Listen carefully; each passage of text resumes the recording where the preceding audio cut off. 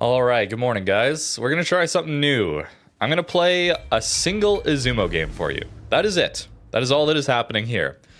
I want to do that E in every ship of a line series like I did with the gearing line, but I just find I'm not playing the game enough to, or at least not devoting enough time to play the game to actually get that sort of footage. And I want to do the Japanese battleship line.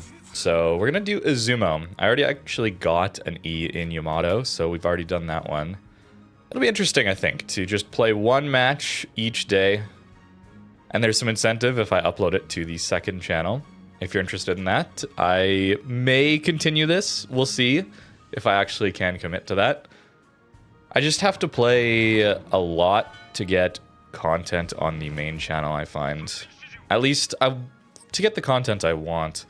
I want decent enough games where I can show off the strengths of ships, right? I may not like a ship. Certainly there's plenty of those, but I don't want to just show off bad games where the ship doesn't even do anything and then call it bad too. So I want to show off some of the strengths. And that leads to, I guess, some pressure to actually perform in a ship. And it means that some days I got to play a long time in certain ships to actually get any sort of decent footage. So that doesn't leave a lot of room for playing just a ton of games to try and get ease in some of these off-brand ships or off-meta ships like Izumo. We got ourselves an ocean game with carriers. Should be interesting. And actually we get to the flank, which is really nice. Should allow us to do some decent damage here. Guy gonna turn out? Yeah. Maybe we wait. Maybe we just wait. Even a commissar. I want to surprise someone who goes broadside. I see the rune, but commissar is closer and has a way more exposed citadel. So let's wait for him. Full turn. Patience. Surely it's a full turn. Yeah, there you go. There you go. All right, Izumo. Show me what you got. Did I overlead? A little bit. A little overlead. The shells actually are pretty quick on this one. Otherwise, they're not the strongest shells, I find. I mean, the damage is okay, but I have heavy AP here. Something like Iowa guns tend to do a lot more damage. Gonna stay broadside? Kind of looks like it, no? Very vertical dispersion on Japanese battleships, of course. So we get a lot of that. Bracketing, overpens, that kind of thing.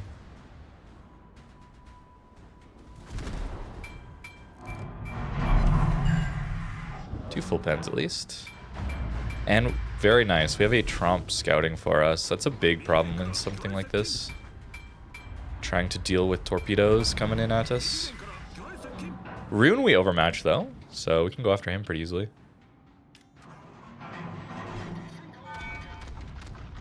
Looks like he's accelerating and turning in. And that's pretty good dispersion still. Something like Baji, the Pan-Asian premium version, you actually get better dispersion, better Sigma, but a worse reload.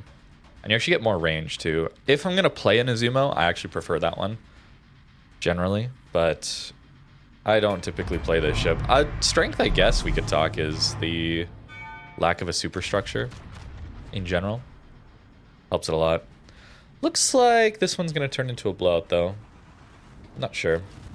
I've been playing a lot of Silk Song these days, too. Maybe that's also why I'm feeling like I don't have the most amount of extra time for playing and making a series like this one, or making a video on ease in Japanese battleships.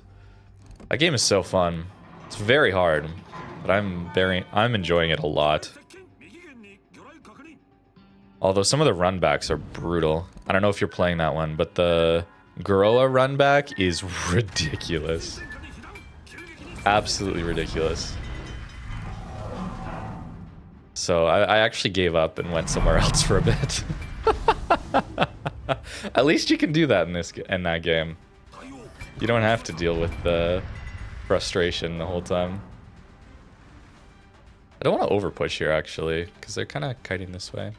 And our team could easily just fold here. There's not actually a lot there. Bow in Rune isn't... Is he reversing? That is an interesting play. Yeah, Minnesota coming back, as well as Preußen coming back. Okay, he went forward, sure. Is our reload quick enough to catch him here? I'm actually not sure. That would be nice. Looks like not quite. He's going to be angled a bit to us. Although if he takes that torpedo, he might just die. Not quite. I'm going to heal. Even though it's not quite full yet. Or have a fire on us. Okay, nearly got him. Nearly got him. Gun's not performing quite as well as I'd hoped. That's alright, it's going to take us a while. Is that a Preußen shooting HE? Full health Preußen, untouched at the back of the map shooting HE. What has happened to this game? I mean, maybe it's just because of that. On principle, I just don't want to be associated with that, so I just don't shoot HE. Maybe that's too harsh. Maybe that's a bit too harsh. Let me get some coffee real quick. It is the morning. Coffee's very good. I mean, they probably have Los Andes there, so let's move on to Minnesota maybe? Or Preußen. Let's see what we can do to this guy. He's so broadside. He's slowing down.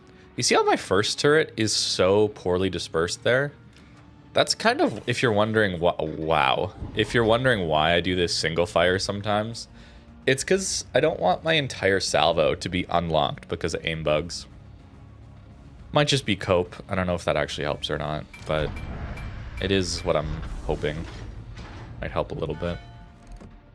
Now that he's angled, though, we can just aim superstructure, and of course we'll do more damage because we did 0, literally, last time. Yeah, just casual 17k into an angled superstructure, where broadside we did 0. That is the frustration of battleships right there. I mean, it's silly to me that that's that's how this game functions, bro. So ridiculous. Why does that even happen? It's been like that for a long time though, but it's still very frustrating. And again, I aimed a little too far forward though. Got more turrets. At closer range, our turtleback might do something. It's nowhere near German turtleback on something like Izumo.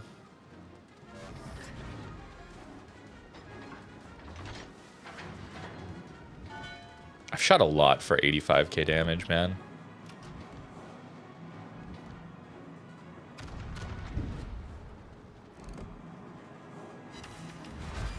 $6k, sure. Oh, secondaries, there we go. I used to build Yamato for secondaries back in the day, when it was the longest range secondaries in the game. A long time ago. Before German battleships or anything. It's a very long time ago. I brought that up.